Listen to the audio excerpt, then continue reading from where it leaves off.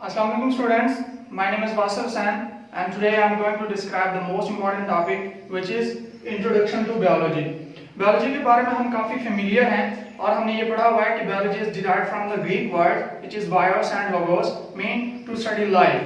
तो हम कहते हैं biology is the science of life. तो हम डिस्कस करते हैं कि लाइफ एग्जिस्ट करती है हमेशा से लिविंग थिंग्स में और जब हम लिविंग थिंग्स की बात करें तो हमारी अटेंशंस ऑटोमेटिकली डाइवर्ट होती हैं ऑर्गेनिजम्स पे क्योंकि जितनी भी लिविंग थिंग्स हैं वो ऑर्गेनिजम्स ही उनमें मीन के जानदार ही हैं वो। तो अब हम जब ऑर्गेनिजम्स की बात करते हैं तो इसमें एक मेन जो बायोलॉजी को इंट्रोड्यूस करके ठीक है जो मेन पर्सपेक्टिव है वो एक एवोल्यूशन का भी है कि हम किस तरह से काफ़ी जो पर्सपेक्टिव्स हैं बायोलॉजी के उन पर्सपेक्टिव से फेमिलियर होके हम काफ़ी बाकी जो इंट्रोडक्शन है बायोलॉजी को किस तरह से उसको जो है ना वो डिस्क्राइब कर सकते हैं। तो अब हमारे पास जब हम बात करते हैं biology is the study of living thing या biology is the science of life तो हम फिर बात करते हैं व्हाट मेक्स समथिंग अलाइव। ठीक है, कौन कौन सी ऐसी प्रॉपर्टीज हैं जो कि किसी चीज को एक अलाइव का स्टेटस देती हैं या फिर हम कह सकते हैं कि उसमें लाइफ एग्जिस्ट करती है। ठीक है, we have such a common example.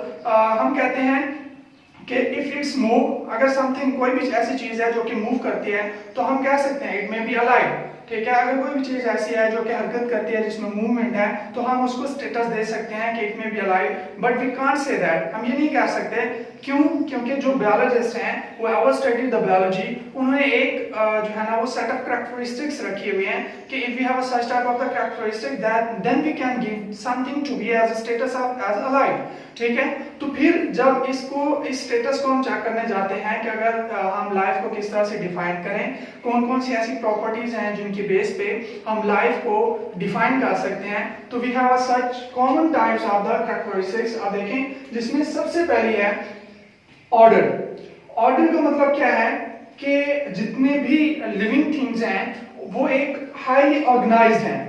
Highly organised का मतलब क्या है कि उनमें कॉम्प्लेक्सिटी बहुत ज्यादा है, वो सिंपल से कॉम्प्लेक्स में जाते हैं। अब सिंपल से कॉम्प्लेक्स का मतलब क्या है? सिंपलर, अब हम जब बात करते हैं सिंपलर टू कॉम्प्लेक्स तो इसमें एक और पर्सपेक्टिव आता है हमारे पास।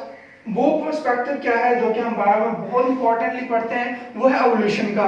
जब हम ये स्टडी करते हैं कि एवोल्यूशन को डिस्क्राइब करके हम बायो को समझते हैं तो फिर हमें ये काफी इजी हमारे लिए हो जाता है। जैसे हम कहते हैं evolution is the gradual changes from simpler to complex.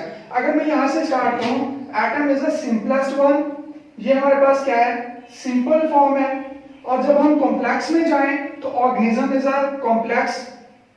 तो फिर हम ये डिस्क्राइब कर सकते हैं कि अगर ये हाईली ऑर्गेनाइजेशन है, ठीक है, सिंपल से कॉम्प्लेक्स में, तो फिर जो है ना लाइफ एग्जिस्ट करती है। जैसा आप देखें atom is the smallest one, molecule, फिर मैक्रोमोलिक्यूल्स जो कि मैक्रोमोलिक्यूल जिसमें हम सिंपल बात कर लें प्रोटीन्स की, अमाइनो एसिड, लिपिड्स वगैरह, carbohydrates, these are the too much important for the survival of the organisms as well as the human beings.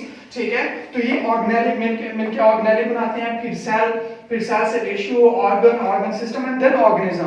तो you can find the complexities in this diagram, किस तरह से कितनी complexity exist करती है living organisms में जो कि ऑर्गेनिजम्स हैं। ठीक है, तो अब जब भी हम लाइफ का स्टेटस देते हैं या हम कहते हैं कि हाँ भाई ये चीज जो है ना ये अलाइव है या उसको लाइफ का स्टेटस दे सकते हैं, तो उस लाइफ में must be have such type of the characteristics and the complexity as well. ठीक है, तो ये पहली प्रॉपर्टी। अब दूसरी प्रॉपर्टी क्या है कि अगर हमने स्टेटस देना है लाइफ का तो हम और कौन सी प्रॉपर्टी होनी चाहिए? The second one is the sensitivity. अगर सेंसिटिविटी भी है तो फिर भी हम कहते हैं हाँ भाई लाइफ एग्जिस्ट करती है।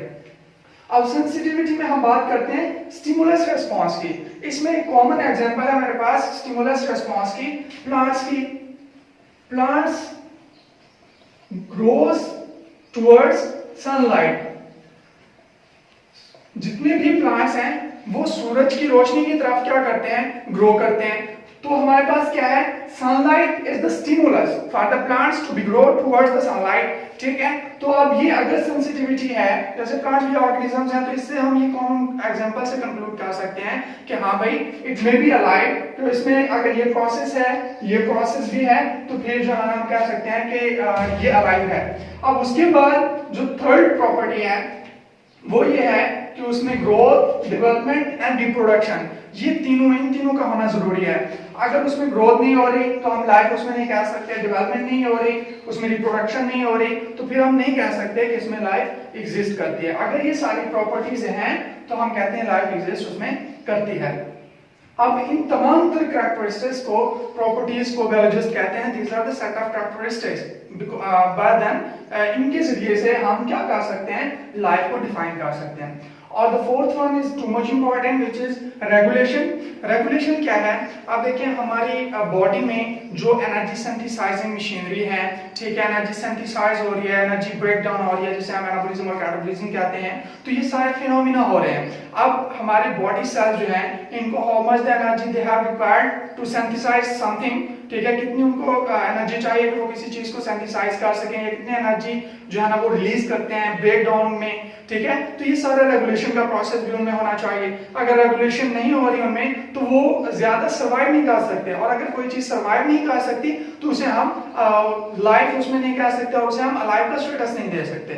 And the fifth one which is also important is a homeostasis. Homeostasis को हम सिंपली डिफाइन करते हैं कि क्या है, कि होम्योस्टैसिस के जरिए से हम ये चेक आउट कर सकते हैं कि जो हमारा इंटरनल बॉडी टेम्परेचर है या जितने भी इंटरनल कंडीशंस हैं वो क्या होती हैं, कांस्टेंट रहती हैं या मेंटेन रहती हैं with the help of this homeostasis.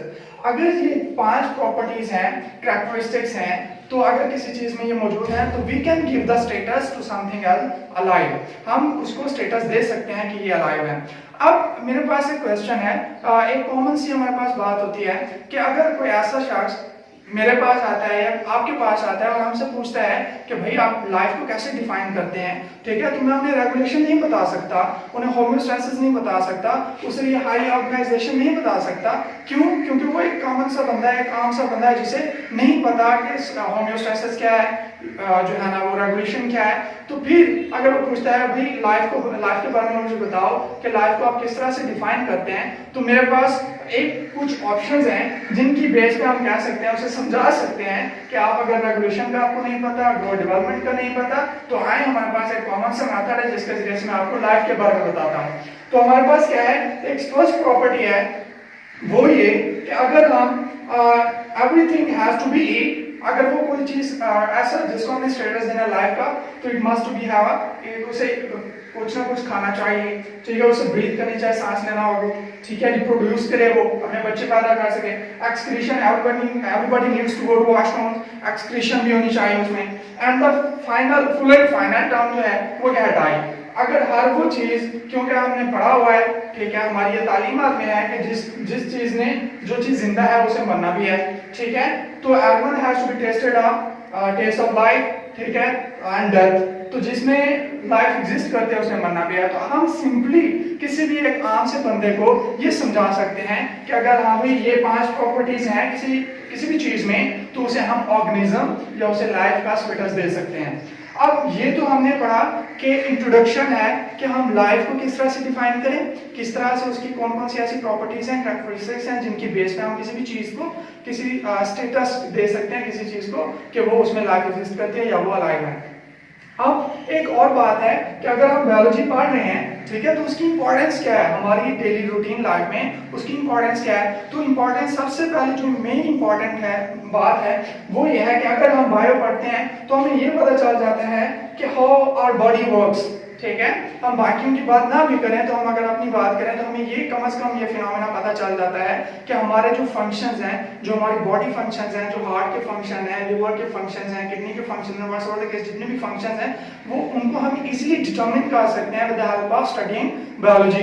Biology के अंदर हम ये डिस्कशन कर सकते हैं। द सेकंड वन इज हम जो एनवायरमेंटल हैजर्ड्स हैं उनसे अवॉइड कर सकते हैं खुद को। जैसे आजकल जो पोल्यूशन है, पोल्यूशन इज द मेन काज, ठीक है, उसको हम अवॉइड कर सकते हैं कि हम अपने एनवायरनमेंट को किस तरह से इन पोल्यूशन से बचा सकते हैं, ये हम बायो के जरिए से पढ़ के जो है ना वो कर सकते हैं। इसके अलावा हम ये देख सकते हैं कि जो डेवलपमेंट है, ठीक है, जो ह्यूमन डेवलपमेंट है या बाकी जितने भी मैमल्स हैं, ऑर्गेनिजम्स हैं, उनकी डेवलपमेंट किस तरह से होती है, कितने मंथ्स में होती है, किस तरह से वो रिप्रोड्यूस करते हैं, किस तरह से डेवलप होते हैं, तो ये सारे फिनोमेना हम जो है वो डिस्कस कर सकते हैं। और जो लास्ट में बहुत इंपॉर्टेंट इसका बायोलॉजी को डिस्कस करके हम जो इससे सबसे ज्यादा फायदा ले सकते हैं वो ये कि how to prevent ourself from the microbes and such a pathogens, जो कि हमारी बॉडी के लिए बहुत ज़्यादा खतरनाक हैं। तो हम उनसे ये जो है इंट्रोड्यूस हो सकते हैं, उनसे फेमिलियर हो सकते हैं कि हमने अपनी बॉडी को किस तरह से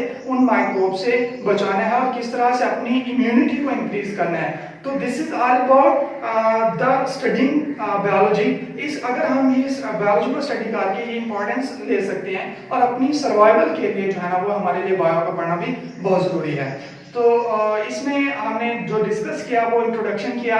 अगर आपसे ये शॉर्ट क्वेश्चन पूछा जाता है कि हाउ यू डिफाइन लाइफ या डिफाइन लाइफ, तो आप क्या है कि ये सिर्फ 5 पॉइंट्स लिख सकते हैं, ठीक है, कि आप 5 पॉइंट्स लिखने से आप जो है ना वो लाइफ को इजीली डिफाइन कर पाते हैं।